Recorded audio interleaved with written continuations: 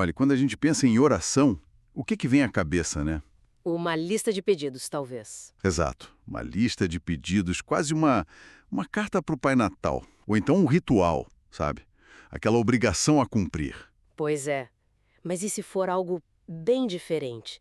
Menos sobre falar e mais sobre ser. É isso. É sobre isso que a gente vai conversar hoje. Vamos mergulhar fundo nesse universo. E olha, o material que a gente tem para hoje é fascinante. Tem o livro do Carlos Queiroz, A Oração Nossa de Cada Dia. Certo. E esse livro, ele basicamente vira de cabeça para baixo muitas das ideias que a gente tem. E tem também um texto do Márcio Valadão, que usa uma metáfora muito forte da oração como um perfume. O incenso, né? Isso, um incenso. E para dar um toque mais prático, a gente vai dar uma olhada no meu caderno de oração, que é o diário da Patrícia Souza. Que mostra a oração no dia a dia, né? Com as lutas, as alegrias. Exatamente. E, por fim, uma reflexão do Júnior Rostirola com uma história bem simples, mas profunda. Então, a nossa missão aqui é tentar entender a oração não como um ato isolado, sabe? Mas como um estilo de vida, Uma comunhão. uma respiração da alma, talvez. Gostei, uma respiração. Então, por onde a gente começa a respirar? Bem, a proposta do Carlos Queiroz é um pouco provocadora. Ele diz que, para aprender a orar, primeiro a gente tem que desaprender. Desaprender? Como assim? É entender como não orar. Ele aponta dois grandes desvios que o próprio Jesus criticou. E isso é interessante. Normalmente a gente foca em como fazer, não o contrário. Qual é o primeiro desvio? O primeiro é o que ele chama de oração dos hipócritas. A base está lá em Mateus, é a oração espetáculo, feita para a plateia. Ah, a oração para postar na rede social, digamos. A performance da piedade. Exatamente. O objetivo não é falar com Deus, mas ganhar o prestígio dos outros. Queiroz conta uma história que é quase Conta cômica. pra gente. Um pregador famoso está fazendo aquela oração super eloquente, em público, e de repente o microfone falha. E Aí ele para a oração, sabe? Bate no microfone e pergunta: "Vocês estão me ouvindo?" Naquele instante ficou óbvio para quem ele estava falando de verdade. nossa, que momento. A audiência não era Deus, era o público. Exato. E ele traz isso para o nosso dia a dia. Fala desde liturgias muito rebuscadas, sabe? Onde a forma vira mais importante que o conteúdo, até coisas como o sapatinho de fogo. Entendi. A questão não é a prática, mas a motivação por trás. Sempre a motivação. E essa ideia se conecta com o que o Márcio Valadão alerta, né? Ele vai além. Ele diz que a oração pode até virar pecado. Isso é muito forte. É fortíssimo. Ele fala da oração que vem de lábios fraudulentos. O exemplo que ele dá é muito real. Alguém que diz: "Vamos orar pelo irmão fulano que está passando por isso e aquilo?" Mas por trás não é compaixão. Não. É o prazer da fofoca disfarçada de piedade. A oração vira um veículo para o veneno. É uma armadilha muito sutil. E o segundo arquétipo negativo qual é? É a oração dos idólatras, ou dos gentios, como o texto bíblico chama. Essa é a oração da repetição, da fórmula mágica. A ideia de que se eu repetir as palavras certas, na ordem certa, muitas vezes, eu consigo forçar um resultado. Precisamente. Queiroz critica aquelas expressões tipo oração poderosa ou orar com ousadia, quando a mentalidade é essa, de que são técnicas para dobrar a vontade de Deus. Como se fosse um feitiço. Isso. E o Márcio Valadão chama isso de incenso estranho. Incenso estranho? Gostei da imagem. O que significa? Ele lembra da história de Nadab e Abiú na Bíblia. Eles ofereceram a Deus um fogo estranho, algo que não foi pedido, e foram consumidos. Certo. A metáfora é que uma oração que tenta manipular, que vem da arrogância, é um incenso estranho. Deus não aceita porque a origem dela está errada. Então, o ponto central dessas duas críticas é que a oração não é nem palco para nossa vaidade, nem uma alavanca para controlar Deus. O que importa é a intenção. Autenticidade acima de tudo. O que nos leva, claro, à pergunta que realmente importa. Certo. Se a gente tira a performance e a manipulação, o que sobra? Qual é o núcleo, a verdadeira essência da oração? A resposta do Queiroz é simples e ao mesmo tempo transformadora. Orar é um estilo de vida. Não é algo que se faz, é algo que se é. um estado de comunhão constante. Como você disse, respirar. Exato, tão natural quanto respirar. Mas como viver nesse estado com tanta distração, tanto barulho? É aí que entra um conceito-chave que o Queiroz explora. O tameion. Tameion. É a palavra grega que Jesus usa quando diz para orar no quarto secreto. Só que a tradução pode enganar um pouco. Como assim? Eu sempre imaginei um lugar físico, um cantinho em casa. Pois é, a maioria de nós imagina, mas o significado original é muito mais rico. O tameion, numa casa daquela época, não era o quarto de dormir. Não, era o quê então? Era a despensa, o depósito subterrâneo, o lugar escuro onde se guardava o trigo, o vinho, mas também as tralhas, a bagunça. É uma metáfora para o depósito subterrâneo da alma. Uau! Quer dizer então que orar no tameio não é ir para um lugar bonito e arrumado. Não. É ter a coragem de descer no nosso porão interior, com toda a nossa bagunça, e encontrar Deus lá. Exatamente. É o espaço da honestidade radical, onde a gente fecha a porta não só para o mundo, mas para as nossas próprias máscaras, onde a gente não precisa fingir que está tudo bem. E isso se liga de um jeito incrível com a metáfora do incenso do valadão. Totalmente. Uma oração que sobe desse tameon honesto, esse sim seria o incenso de aroma agradável de que falou Salmo. Perfeitamente. Não é um perfume artificial que a gente borrifa para disfarçar o cheiro. É o aroma que vem da própria essência. E a Patrícia Souza, com o diário dela, nos dá uma janela para ver como isso funciona na prática, né? Sem dúvida. Ela chama o caderno dela de tesouro. Para ela, escrever é um jeito de materializar essa conversa no tameon. Ela diz que ajuda a organizar os pensamentos. Isso. E mais importante, cria um registro histórico da fidelidade de Deus. Anos depois, ela pode voltar e ver como Deus respondeu, como susteve. Isso é muito poderoso. Transforma a oração de algo etéreo numa jornada documentada. É entrar no porão e começar a ver a mão de Deus na nossa própria desarrumação. E é a partir dessa base que as fontes nos levam ao modelo prático que Jesus deixou. O Pai Nosso. Mas o Queiroz faz um aviso importante aí, né? Não é para ser uma daquelas repetições mecânicas. Exato, ele é muito enfático nisso. Jesus não deu uma reza para decorar, mas um mapa para viver. Um modelo.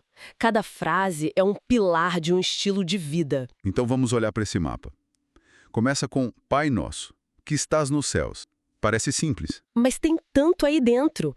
Queiroz mergulha na palavra aramaica original para pai, que é Abba. Abba. E Abba não é formal. É como uma criancinha chamava o pai. Algo como papai, paizinho. Numa cultura em que nem se pronunciava o nome de Deus, chamar Deus de Abba foi revolucionário. É um convite a uma intimidade radical. Sim, mas logo depois vem que estás nos céus, que parece puxar para o lado oposto, para a majestade. Para a distância, quase. E essa tensão é o segredo.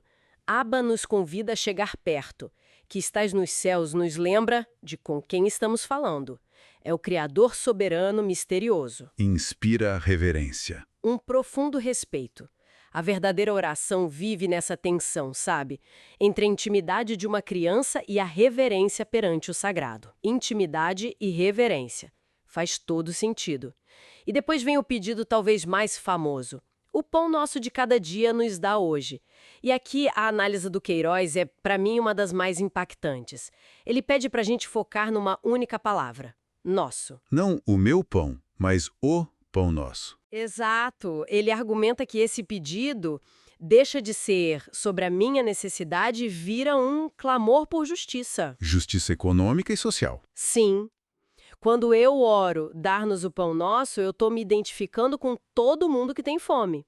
Estou pedindo que o pão chegue a todas as mesas. É uma oração que me proíbe de acumular enquanto meu vizinho não tem. Para um pouco. Isso muda tudo. Muda, né? Completamente. A vida inteira eu pensei, o meu pão, sabe? As minhas contas, o meu. E agora você diz que é um pedido por justiça social. Isso é uau! A oração deixa de ser uma fuga do mundo? E passa a ser um profundo engajamento com os problemas do mundo.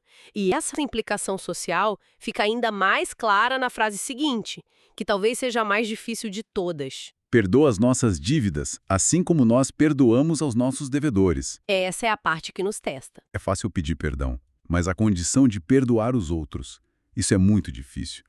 Como as fontes abordam isso? Márcio Valadão usa a parábola do servo incompassivo, aquele homem que tem uma dívida impagável perdoada pelo rei. Certo. Logo depois, ele encontra alguém que lhe deve uma mixaria e o manda para a prisão. Valadão diz que é isso que a gente faz quando não perdoa. A gente coloca o outro e a nós mesmos numa prisão espiritual de amargura. O perdão que a gente retém nos envenena. Exatamente. Mas o Queiroz adiciona uma nuance teológica aqui que é crucial. Sobre a ordem das coisas? Que seria? Ele diz que não perdoamos para que Deus nos perdoe, como se fosse uma troca. É o contrário, nós perdoamos porque já fomos perdoados. A experiência de ter a nossa dívida impagável perdoada é o que nos capacita a oferecer o nosso pequeno perdão aos outros. É uma consequência, não uma condição. Isso. É uma resposta de gratidão. É uma perspectiva libertadora. Não é um fardo, é um fluxo. E a gente vê isso de forma muito real no diário da Patrícia Souza. Com certeza. Ela tem uma oração chamada o Abraço do Perdão. E ali você vê esse movimento duplo. Ela pede perdão a Deus e, no mesmo fôlego, pede força para liberar o perdão que ela tem guardado. Mostra como esse princípio vira uma luta prática, real. Fica claro que esse modelo não é nada abstrato. É um roteiro para o dia a dia. Mas, como você disse, é um roteiro para uma jornada. E nenhuma jornada é uma linha reta. É verdade. E o diário da Patrícia Souza é um testemunho muito honesto disso. Ela escreve que a caminhada dela é feita de lutas, vitórias, lágrimas e gratidão. Ela não foge da dificuldade. De jeito nenhum. Numa passagem, ela pede a Deus para ser moldada por Ele no meio dos desafios. A oração não é um botão de emergência para escapar. É o jeito como ela atravessa os problemas. É uma jornada que exige constância, persistência, mesmo quando parece que estamos falando por vazio. E a reflexão do Júnior Rostirola conta uma história que, para mim, capta essa essência da perseverança de um jeito lindo. É uma história muito simples e comovente, né? Ele fala de um pai, um trabalhador com uma rotina exaustiva, que chegava em casa tarde. O filho pequeno já estava dormindo. Ah, que situação. E ele se sentia culpado, sabe? Por não passar mais tempo com o menino. Então, toda noite, sem exceção, ele entrava no quarto do filho, dava um beijo na testa e fazia um pequeno nó na ponta do lençol. Um nó no lençol? Isso. O menino nunca ouvia fazer. Mas de manhã, quando acordava, o nó estava lá. Era um símbolo silencioso que dizia: o pai esteve aqui, o pai te ama. Que imagem poderosa. O amor não precisa ser barulhento para ser real. E o Rostirola conecta isso de forma brilhante com a parábola do semeador. Como? Ele diz que a correria da vida, as preocupações, são os espinhos que a parábola descreve. Aqueles que sufocam a semente da fé. E a oração, então? Seria o ato de dar um nó no lençol. Exatamente. A oração é esse ato persistente, silencioso, intencional de dar um nó no lençol do nosso coração. É a disciplina de cultivar uma boa terra, de priorizar a comunhão, mesmo quando estamos cansados. Mesmo quando não sentimos nada, mesmo quando não há resposta imediata. É um ato de fé teimoso que diz: eu estive aqui. Eu me importo com essa relação. Uma fé teimosa. Gostei disso. É o que a Patrícia Souza expressa numa oração dela, sobre perseverança na fé e confiança no tempo de Deus. Ela reconhece a luta. E é nesse ponto da jornada, no cansaço, que as fontes trazem uma última ideia que é quase um alívio. Qual? A ideia do auxílio divino na própria oração. Tanto Queiroz quanto Valadão citam Romanos 8, a passagem que diz que quando a gente nem sabe como orar, O próprio Espírito Santo intercede por nós. com gemidos inexprimíveis, ou seja, a jornada não depende só da nossa força. Mesmo quando as nossas palavras acabam, a oração não para. Há alguém que a sustenta por nós. Exatamente.